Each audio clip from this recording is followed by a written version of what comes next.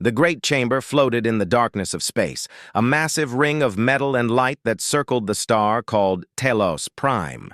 Inside, 200 different species gathered in the annual meeting that kept the galaxy at peace. Some walked on legs, others floated in tanks of liquid, and a few existed only as patterns of energy contained in crystal shells. They all came together in this place to talk, to trade, and to make the rules that govern the stars. Kang Dae-won stood at the human platform, a simple, raised circle among the hundreds that filled the chamber. He was 52 years old, with gray hair starting to show at his temples and lines around his eyes that came from too many years of careful thinking. Before becoming Earth's ambassador, he had been a military man, planning battles and strategies. Now he fought with words instead of weapons, but the battles felt just as important. Next to him stood Park Ji-woo, younger at 38, her dark hair pulled back in a practical style. She spoke 17 languages, including 5 alien tongues that human throats could barely pronounce. She watched the other species with sharp eyes, always reading the room, always looking for the hidden meanings behind their words. Behind them both, standing rigid and alert, was Yoon Hyun-woo. At 45, he had seen more combat than most soldiers twice his age. Scars crossed his hands, souvenirs from a dozen battles protecting human colonies from pirates and raiders. Now he protected the diplomats, and his hand never strayed far from the weapon at his side. Dae-won looked down at his notes one more time. 47 years. That was how long humanity had been part of this council. 47 years of following their rules, paying their fees, asking for permission to expand to new worlds. 47 years of being treated like children who needed constant supervision. He pressed the button to request speaking time. A tone sounded through the chamber and a light appeared above the human platform. Hundreds of eyes, and things that were not quite eyes, turned to look at him. "Honored members of the Galactic Council," Dae-won began, his voice steady and strong. "I come before you today to present Earth's proposal for new resource distribution protocols." A ripple of movement went through the chamber. Some species leaned forward with interest. Others, the older ones, seemed to settle back as if preparing to be bored. "The current system," Dae-won continued, "gives the most resources to species who have been members the longest. But newer members like humanity have growing populations and expanding colonies. We need more resources to support our people. We propose a system based on population size and need, rather than age of membership." He laid out the numbers, the careful calculations that Park Ji-woo had spent months preparing. The proposal was fair, reasonable, and would help not just humanity, but 15 other younger species who struggled under the current rules. When he finished, silence filled the chamber for a long moment. Then the Velkari representative rose. The Velkari were tall, thin beings with skin like polished stone and eyes that glowed with inner light. They had been part of the council for over 3,000 years. "The human speaks of fairness," the Velkari said, its voice like rocks grinding together. "But fairness is not the same as wisdom. We elder species have managed these resources for millennia. We know what is best for the galaxy." The Thunian High Speaker added its voice, a deep rumble that made the air vibrate. The Thunians were massive creatures, each one the size of a human vehicle, with skin like tree bark and mouths full of crystal teeth. "Humans are still learning the ways of galactic civilization. Perhaps in another 1,000 years, when you have matured, you will understand why we cannot simply give you what you want." Park Ji-woo's hand tightened on her tablet. Dae-won saw it but kept his face calm. "We are not asking for gifts," he said carefully. "We are asking for equal treatment based on current needs, not ancient history."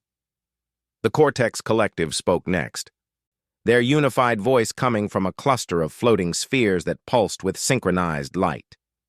"Ambassador Dae-won mistakes patience for inequality. All species must earn their place. Humanity has been here only 47 years, a blink of an eye in galactic terms. You must learn to wait. Other voices joined in, some supporting the humans, but many more agreeing with the elders. The debate went on for hours. Daewon presented evidence, showed numbers, made logical arguments. Park Ji-woo provided translations and cultural context. None of it mattered. During a brief recess, Hyun-woo pulled Park Ji-woo aside. "I've been watching the Velkari delegation," he said quietly. "They've been receiving messages, a lot of them, and I noticed their military ships moving near the new Jeju colony." Ji-woo frowned. "Are you sure?" "I have friends in the fleet," Hyun-woo said. "They sent me the movement reports. 3 Velkari battleships heading toward our territory." "That might be routine patrol," Ji-woo said, but her voice was uncertain. "Maybe," Hyun-woo replied, "but the timing feels wrong." When the council reconvened, Daewon filed a formal complaint about the Thunian High Speaker's comments. The mocking tone, the condescending words about human maturity, all of it went against the council's own rules about respectful discourse. The vote on his complaint came quickly, too quickly. 187 species voted to dismiss it. Only 12 voted in support, mostly younger species like humanity, who understood what it felt like to be looked down upon. Even some of humanity's regular allies chose to abstain, unwilling to anger the powerful elder species. The vote on the resource proposal was even worse. It failed by an even larger margin. Daewon sat down slowly. His face showed nothing, but Park Ji-woo knew him well enough to see the anger burning behind his eyes. Not hot anger, the kind that makes people shout and make mistakes. This was cold anger, the kind that plans and thinks and waits for the right moment. The Thunian High Speaker made one final comment as the session ended. "Perhaps the humans will learn from this experience. Evolution is not just about biology, it is about wisdom. And wisdom comes from accepting one's place in the natural order." The words hung in the air like poison. As the delegates filed out of the chamber, Park Ji-woo walked beside Daewon. "What do we do now?" she asked quietly. Daewon looked at the great chamber, at the species who had just dismissed humanity's concerns without real consideration. He looked at the elder species who treated humans like ignorant children. He thought about 47 years of biting his tongue, of being patient, of believing that eventually they would see humanity as equals. "Now," he said softly, "we wait and watch, and we prepare." Park Ji-woo understood. She had seen that look before, back when Daewon had been a military strategist. It was the look he got when he was planning something big. Hyun-woo joined them as they left the platform. "The Velkari ships are still moving toward New Jeju," he reported. "And there are more now, 5 total." Daewon nodded slowly. "Keep watching them. Report everything." As they walked through the corridors of the great station, heading back to the human ship, none of them spoke. But they all felt it. A change in the air, like the static before a storm. Something was coming. Something that would change everything. Behind them in the chamber, the elder species celebrated another successful council meeting. They had maintained order.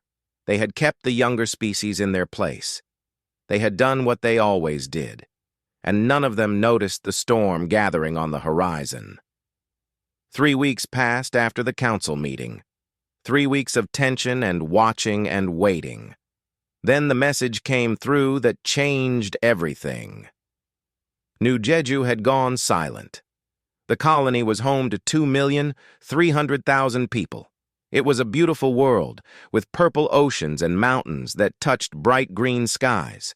Families lived there, farmers grew food, children went to school. It was one of humanity's success stories, a peaceful place far from Earth where people could build new lives. Now every communication channel was dead, every signal was gone, nothing but silence. Captain Choi Sung-ho received the emergency orders while his ship, the Defiant Hope, was doing routine surveys 3 systems away. He was a solid man with steady hands and calm eyes, the kind of captain that crews trusted in a crisis. He had been in space for 20 years, and he had seen strange things before. But the order to investigate a complete colony blackout made his stomach tight with worry. "Set course for New Jeju," he told his crew. "Maximum speed." Dr. Lee Nari was in the science lab when the ship lurched into faster-than-light travel. She was a xenobiologist, someone who studied alien life forms, and she had been examining samples from their last survey. The sudden acceleration made her grab the edge of her workstation. She was 31 years old, brilliant, and had never lost her curiosity about the universe. But right now, curiosity was mixed with dread. The journey took 6 hours, 6 hours of silence from the colony, 6 hours of hoping it was just a technical problem, maybe a solar flare that knocked out communications. But everyone on the ship knew, deep down, that it was something worse. When they arrived, Sung-ho felt his blood turn cold. The planet was still there. The cities were still there. But something was terribly wrong. The planet's rotation had changed. Seismic sensors showed earthquakes everywhere, constant and growing stronger.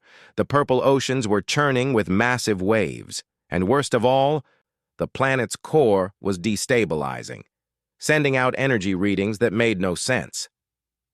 "Get me a landing team," Sung-ho ordered. "Full protective gear.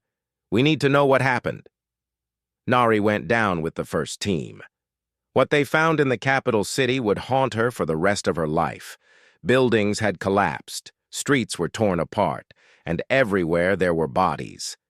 People had tried to evacuate, but the earthquakes had come too fast. The rescue shelters had failed when the ground itself became unstable. But it was not a natural disaster. Nari's scans showed something else. "Captain," she said over the radio, her voice shaking, "there was a weapon discharge here, something that targeted the planet's core. The energy signature is still detectable." "Can you identify the source?" Sung-ho asked. Nari ran the signature through the ship's database. Her hands trembled as the match came up.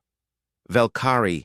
It's definitely Velkari technology, their experimental resonance weapon, the one they said they were testing in dead systems." The search and rescue teams worked for 3 days straight. They found survivors in reinforced bunkers, in underground facilities, in a few lucky locations where the ground was more stable. 47,000 people survived. More than 2 million were dead or missing, buried under collapsed cities or drowned when the oceans went mad. Sung-ho compiled everything, the sensor logs showing Velkari ships in orbit, the energy signatures from the weapon, the testimony of survivors who had seen the ships above them just before the disaster started. The evidence was clear and undeniable. He sent it all to Ambassador Daewon. When Daewon received the report, he sat alone in his office for an hour, reading every word, looking at every image. Park Ji-woo found him there, staring at a picture of a school playground on New Jeju. The swings were still standing, but the school behind them was rubble. 2 million people, Daewon said quietly. They called it minimally populated. Did you see that in the Velkari statement? They chose New Jeju specifically because they thought 2 million lives was minimal. Ji-woo had no words. What could anyone say to that? "Call an emergency council session," Daewon said. "We have evidence of a crime. They need to see this." The council gathered within 48 hours. Daewon stood at the human platform once more, but this time he did not carry proposals or requests. He carried death certificates and evidence of mass murder.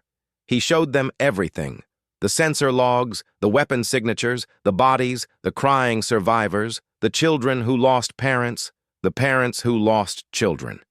He spoke in a calm, clear voice, laying out each piece of evidence like a prosecutor building an airtight case. The chamber was silent as they watched. Some species looked away. Others watched with what might have been sympathy, But the elder species, the powerful ones, simply observed with no emotion on their faces. When Daewon finished, he made his demand. Justice, reparations for the survivors, sanctions against the Velkari until they accept responsibility, and guarantees that this will never happen again. The Velkari representative stood. This was an unfortunate accident during authorized military exercises. We were testing new technology in what we believed to be a safe zone. The human colony was not on our charts as a major population center.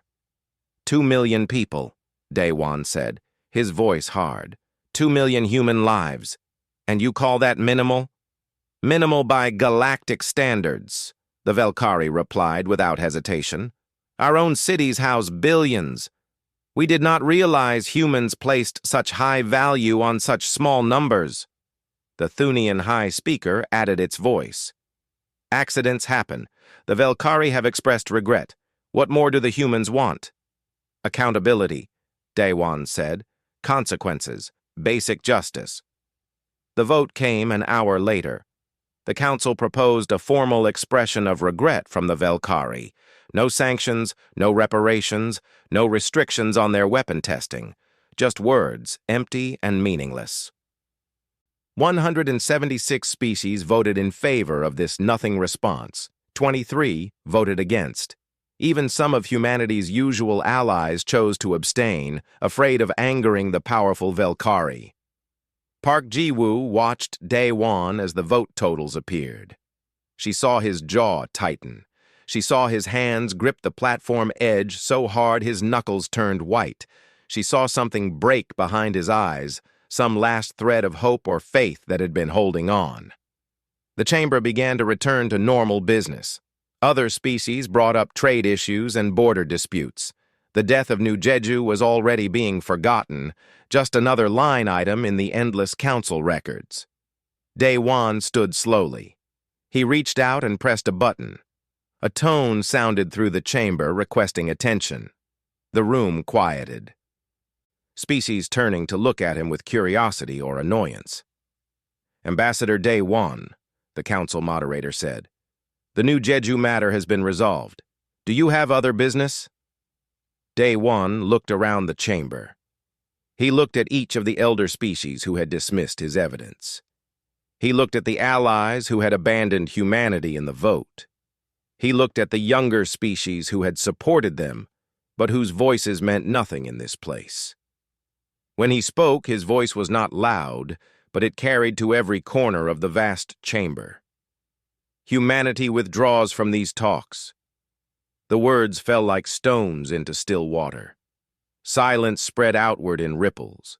Species stared at him, unsure if they had heard correctly. Ambassador? The moderator said, confused. You heard me, Daewon said, his voice now iron-hard. Effective immediately. Humanity withdraws from the Galactic Council. We withdraw from all treaties, all agreements, all negotiations. We are done with you. Park Ji-woo stepped forward, holding a tablet. Her voice was steady as she made it official. All human diplomatic staff will evacuate council space within 72 hours. All human vessels will return to human territory. All embassies will close. This is not a negotiation. This is notice. The Velkari representative laughed, a sound like breaking glass. The humans are having a tantrum. You'll be back within a month begging for readmission. Daewon looked at the Velkari with eyes colder than space itself. We will never beg you for anything ever again. He turned and walked away from the platform. Ji-woo followed, and Hyun-woo fell in behind them, his hand on his weapon in case anyone tried to stop them. Behind them, the chamber erupted in confusion and argument. Some species demanded they stay and talk. Others laughed at the dramatic exit. The elder species seemed unconcerned, certain that humanity would return once they realized they needed the council more than the council needed them. None of them understood what they had just done. None of them realized that they had just made the worst mistake in galactic history. The withdrawal happened faster than anyone expected. Within hours of Day Wan's declaration, orders went out across the entire galaxy to every human in Council space. Commander Han Tae-min received his orders aboard the flagship Unity, orbiting a neutral station near the Council's main trade hub. He was a career military officer, 50 years old, with gray hair cut military short and eyes that missed nothing. He had commanded Earth's United Fleet for 7 years, always keeping the peace, always following the rules. Now the rules had changed. "Recall all vessels," he ordered his communications officer. "I want every human ship, from the biggest battleship to the smallest cargo hauler, back behind our borders within 72 hours. "Every ship, sir?" the officer asked, surprised. "That's over 8,000 vessels." "Every single one," Tae-min confirmed. "No exceptions. Anyone who can't make it in time gets military escort. No one stays behind." Across the galaxy, human ships turned around. Cargo vessels abandoned half-completed deliveries. Research ships left their survey sites.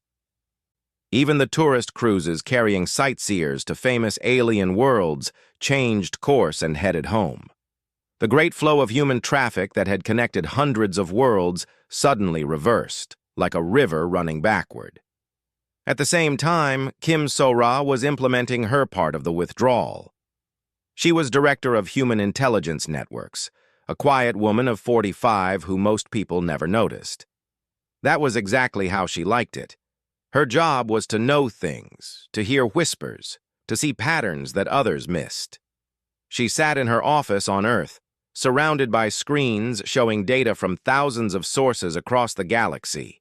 Every human intelligence operative, every information broker, every listening post and monitoring station fell under her command. She typed a single command and hit enter. Across the galaxy, human intelligence networks went dark. Operatives pulled out of alien cities, leaving behind empty apartments and closed businesses. Listening posts shut down, their equipment dismantled and packed away. Data streams stopped flowing. Every source of information that hundreds of species had relied on simply vanished. The Council tried to contact Earth. They sent messages to every human communication channel, demanding explanations, asking for negotiations, some even begging humanity to reconsider. Every channel returned the same response. "This connection is no longer available." Earth had closed every embassy, every communication relay, every diplomatic link. It was as if humanity had simply vanished from the galactic community. On the third day, the last human diplomats left the Great Council Station. Park Ji-woo supervised the evacuation personally, making sure every staff member, every document, every piece of human property came with them. The Velkari representative approached her as she was leaving. "This is foolish," the Velkari said. "You cannot survive without the Council." Ji-woo looked at the being without expression.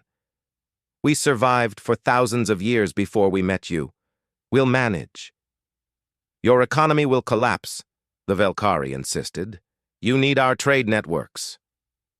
"Interesting assumption," Ji-woo replied. "I suppose we'll find out." She walked away without looking back. The effects started showing within a week. 17 species who had built their economies around human rare earth exports suddenly found themselves without suppliers. Humans mined elements from asteroids and dead worlds more efficiently than anyone else, using techniques they had never shared. Those elements powered everything from faster-than-light engines to medical equipment. Now the supply was gone. Prices skyrocketed. Industries began shutting down. Ships sat in dock because they could not get the materials for repairs. Medical facilities across the galaxy started rationing treatments. Human medical technology had cured 67 diseases that were death sentences for other species. Human pharmaceutical companies had shared their products widely, saving billions of lives. Now those medicines stopped arriving. Research partnerships ended. Doctors and scientists who had worked with human colleagues found themselves suddenly alone, trying to solve problems they had been tackling together.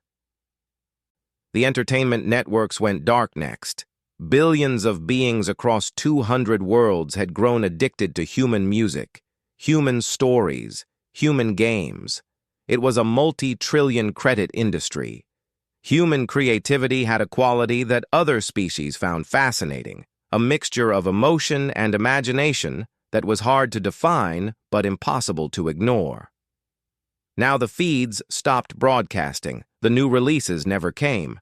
The galaxy felt a little dimmer, a little more boring. But the real crisis came in an unexpected place. Two species called the Renathi and the Shul had a border dispute. It was a minor thing, just arguments about who owned a small system with 3 barely habitable planets. They had been arguing about it for 10 years, with occasional small fights between their patrol ships. Usually human mediators would step in. Humans were good at mediation, seeing both sides, finding compromises. They had no stake in these small disputes, so both sides trusted them to be fair. But now there were no human mediators, just 2 angry species and no one to calm them down. The arguments got louder. Small fights became bigger battles. Within 3 days, the Renathi launched a full invasion of the disputed system. The Shul fought back. What should have been a minor diplomatic incident became a shooting war.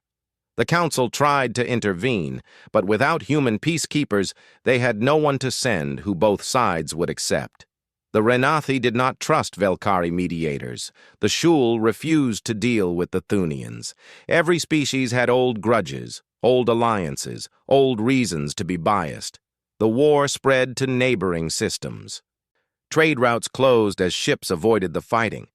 More species got pulled in, taking sides, settling old scores, and still, humanity remained silent. Commander Taemin watched from his flagship, now stationed at the border of human space. His orders were clear. Defend human territory, but do not engage with Council affairs.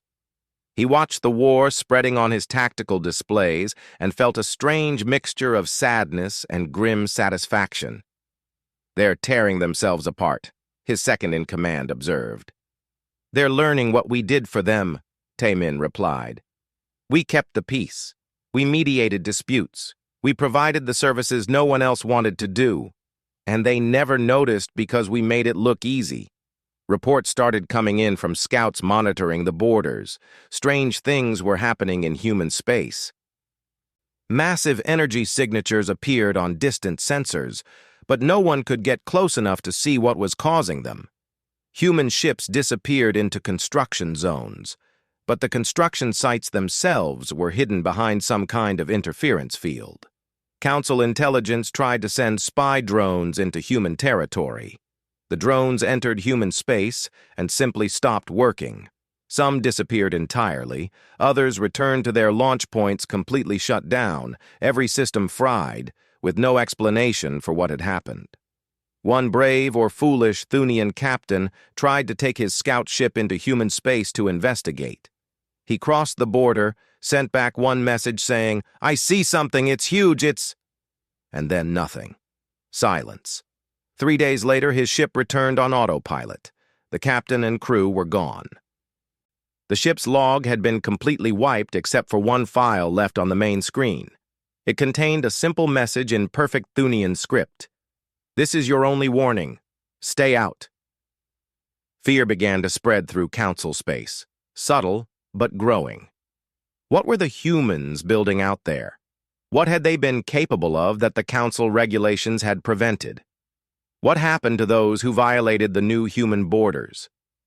Kim Sora allowed herself a small smile when she heard about the Thunian scout ship.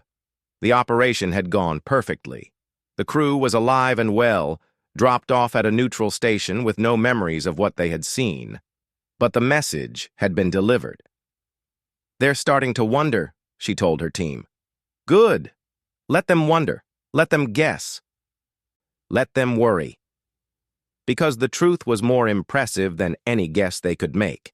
Out there in the darkness of human space, beyond the censors and spies of the Council, humanity was finally free to show what they could really do, and they were building wonders. 6 months passed since humanity withdrew from the Council. 6 months that changed the galaxy in ways no one had predicted. The economic collapse hit 14 sectors hard.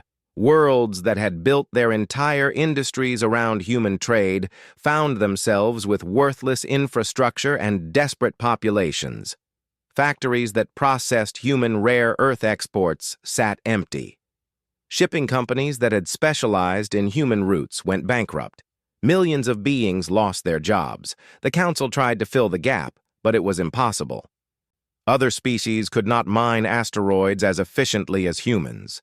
They could not produce the rare elements in the quantities needed. Substitutes existed, but they were more expensive and less effective. Entire industries had to be rebuilt from scratch. Meanwhile, the Velkari saw opportunity in the chaos. With humanity gone and the Council distracted by economic problems, they began expanding aggressively. Their fleets moved into systems near their borders, claiming them for security purposes. 3 smaller species found themselves under Velkari control before they could ask the Council for help. The Thunians tried to claim the old human trade routes. They sent ships along the paths that human merchants had traveled for decades, thinking these routes were now free for anyone to use.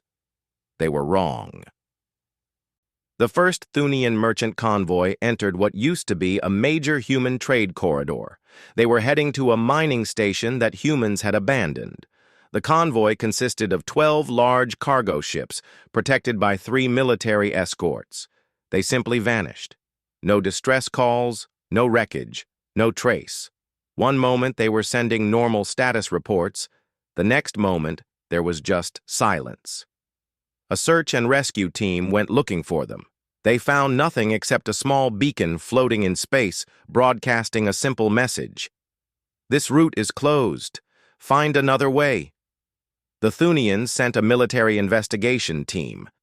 That team also vanished. Now species were afraid to go anywhere near the routes that had once been filled with human ships. Something was out there.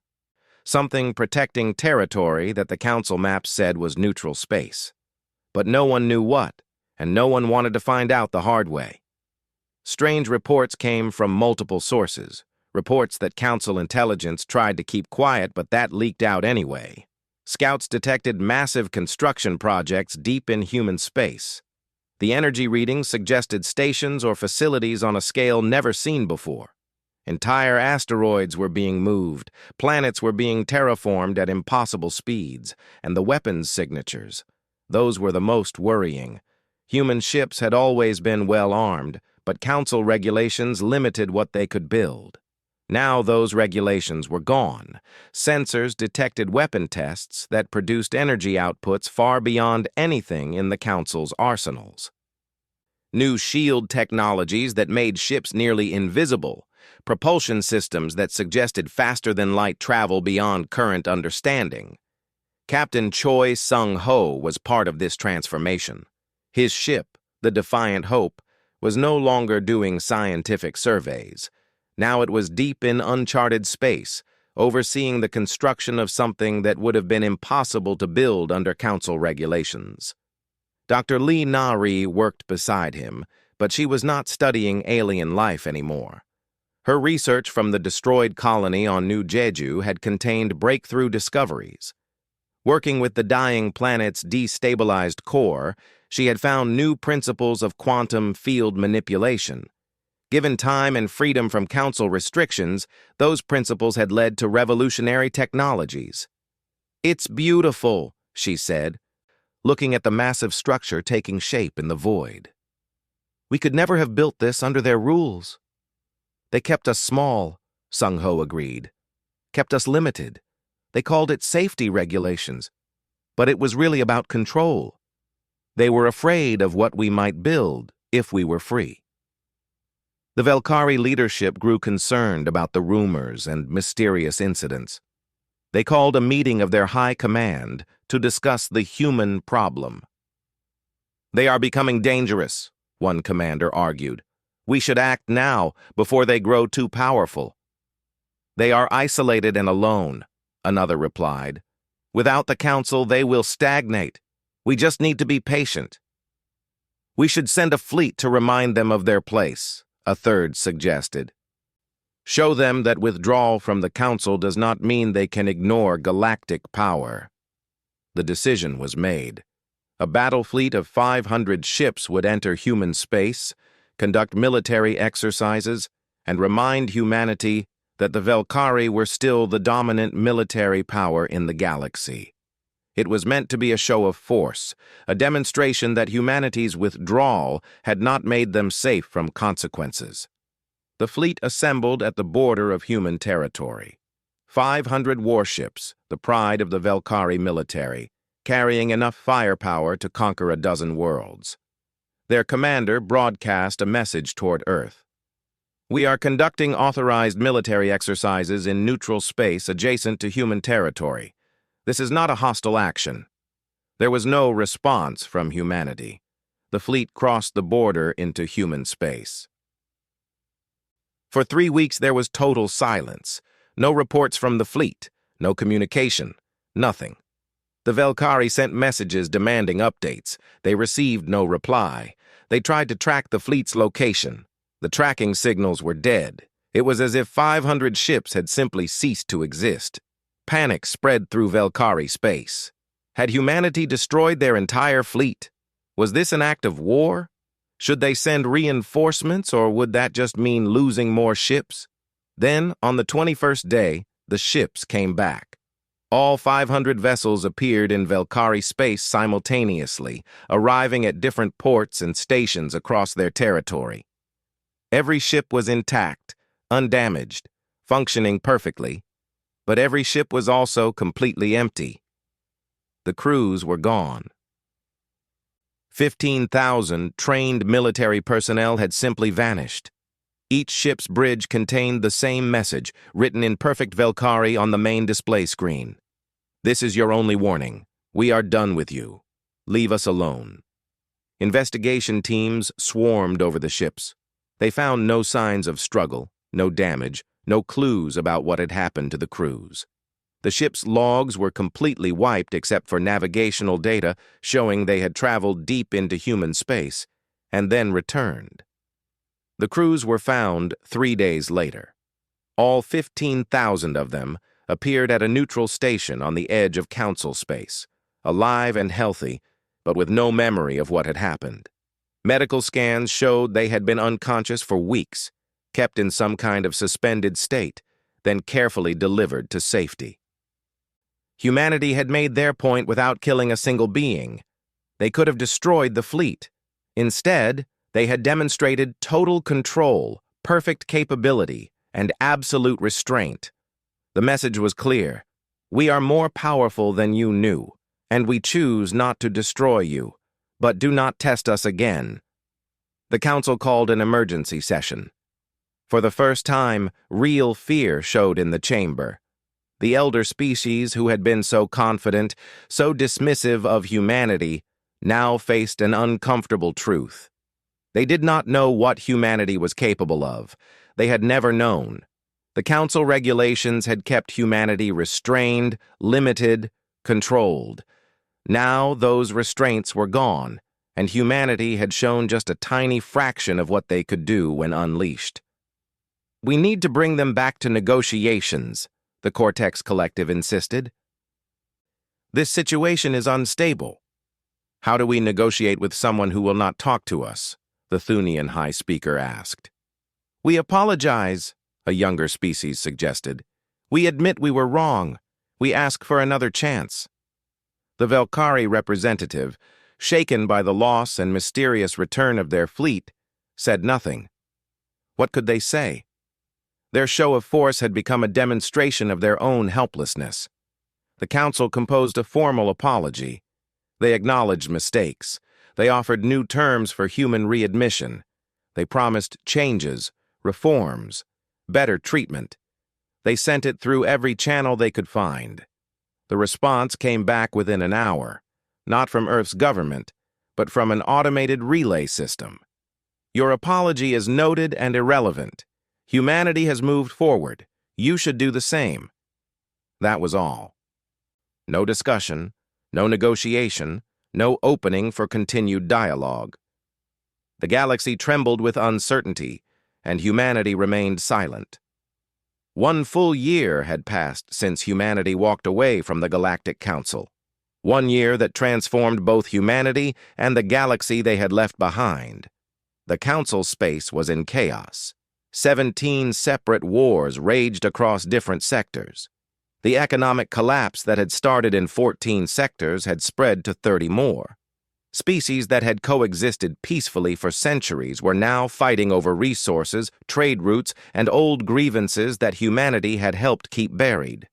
Without human mediation, diplomatic solutions were rare. Without human peacekeepers, conflicts escalated quickly. Without human trade networks, economies struggled. The galaxy had not realized how much it depended on humanity until humanity was gone. The Council tried everything to restore contact. They sent envoys to the borders of human space. The envoys were politely turned away by automated defense systems. They attempted to use old friendships and connections. Those friends reported that their human contacts had moved on and were not interested in Council affairs. They even tried to appeal to younger human colonies, hoping to find someone willing to negotiate. Those colonies responded with the same message: "We stand with Earth. We are done with the Council." Park Ji-woo, who had once spent her days in careful diplomatic discussions, now worked on something completely different. She coordinated with the human colonies that had felt most isolated under Council rule, helping them establish new trade networks that bypassed Council space entirely. She also reached out to younger species, those who had been ignored or dismissed by the Council's elder members. "We are not asking you to leave the Council," she told representatives from these species, "but we are offering you alternatives. Trade directly with us, share research, build relationships that do not require Council approval." Several species accepted. They kept their Council membership but established secret partnerships with humanity. It gave them options, leverage, and freedom they had never had before. Meanwhile, in human space, the transformation was complete. What Dr. Lee Nari had discovered in the ruins of New Jeju had been extraordinary. The Velkari weapon that destroyed the colony had destabilized the planet's core in a specific way. While studying the disaster, Nari had found new principles of quantum field manipulation. She had discovered how to create stable, faster-than-light corridors that made travel nearly instantaneous. She had found ways to manipulate gravity itself, making the construction of massive space stations simple and efficient. Under Council regulations, this research would have been restricted, reviewed, limited. The Council feared weapons more than they valued progress. Every new technology required approval, committees, years of bureaucratic delays. Free from those restrictions, humanity had spent the year building wonders. Captain Choi Sung-ho stood on the bridge of his ship, looking at the result of that year's work. The construction project he had overseen was finally complete. It was a city in space, a massive rotating station that could house 5 million people. It had gardens, forests, rivers running through carefully designed ecosystems. It had research facilities, manufacturing centers, schools, and hospitals. It was just one of hundreds. Across human space, similar stations bloomed like flowers of light. Each one was self-sufficient, mobile, armed with defensive systems that made them practically invulnerable. Humanity had built a new civilization in the void, no longer dependent on planets or the Council's permission to expand. "It's beautiful," Dr. Nari said, standing beside Sung-ho. "We built this ourselves, no restrictions, no one telling us it was too dangerous or too ambitious." "They kept us small because they were afraid," Sung-ho replied. "Afraid of our creativity, our drive, our refusal to accept limitations." Commander Han Taimin prepared for his own task. As commander of Earth's United Fleet, he had spent the year overseeing the military transformation. Human ships now used technology decades beyond Council standards. Human weapons could disable enemy vessels without destroying them, as the Velkari had learned. Human shields made their ships nearly impossible to target. But more importantly, humans had built a defensive network that made their territory absolutely secure. Any unauthorized ship that crossed into human space would be detected instantly and escorted out peacefully but firmly. Now it was time to make humanity's new position clear to everyone. Taemin stood before a camera, preparing to send a message that would be broadcast across the entire galaxy. It would go to every council member, every independent species, every listening post and station. "This is Commander Han Taemin of the Earth United Fleet," he began, his voice calm and clear. "1 year ago, humanity withdrew from the Galactic Council. Today, I am broadcasting our new policies regarding interaction with Council space." He listed them simply and directly. Human space was closed to all Council species. Humans would trade with independent worlds on mutually beneficial terms. Any aggression toward humans or their allies would be met with proportional response, and most importantly, humanity would take no further interest in Council affairs. "We do not seek conflict," Taemin concluded. "We do not seek revenge. We simply seek to build our own future, free from the limitations and injustices we experienced as Council members. We wish the Council well, but we have moved on." The broadcast ended. Across the galaxy, species listened and understood. Humanity was not coming back. The chapter was closed. Ambassador Kang Dae-won stood in a garden unlike any that had existed before.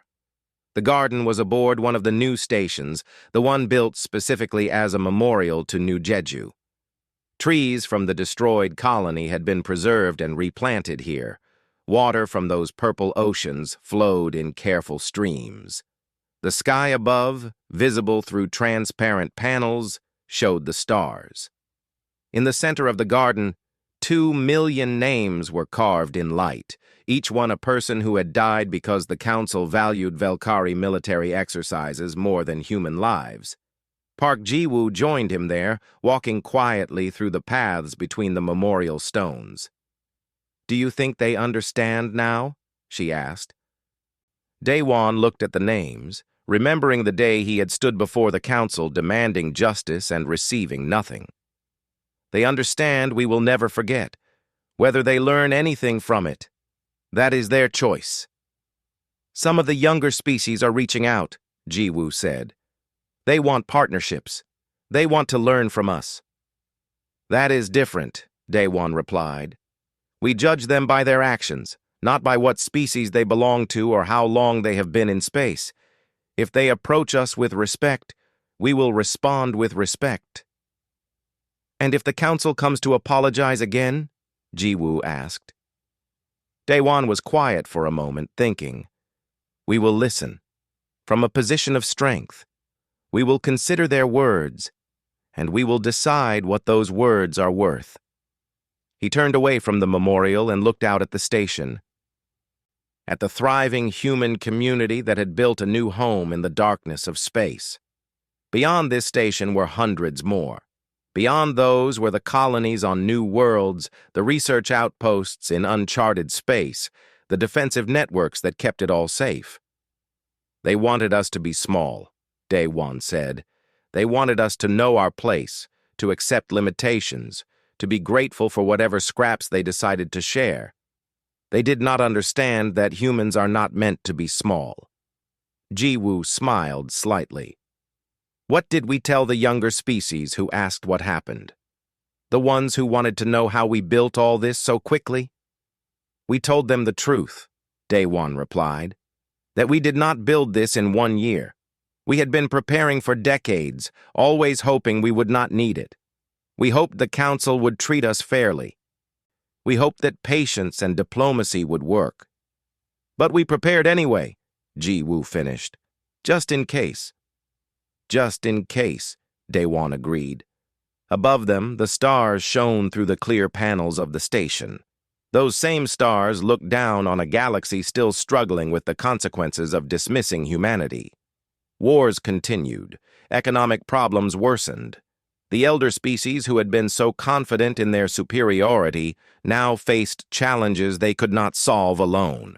And humanity, free from the restrictions that had held them back, continued to grow and build and thrive in their own territory. They did not threaten anyone. They did not seek to conquer. They simply existed, magnificent and independent, proving every day what they had always been capable of becoming. The Council trembled, not because humanity had become their enemy, but because humanity no longer cared what the Council thought. The greatest power humanity had discovered was not a weapon or a technology. It was the power to walk away, to choose themselves, to build their own future without asking permission from anyone. And in that choice, they had found freedom.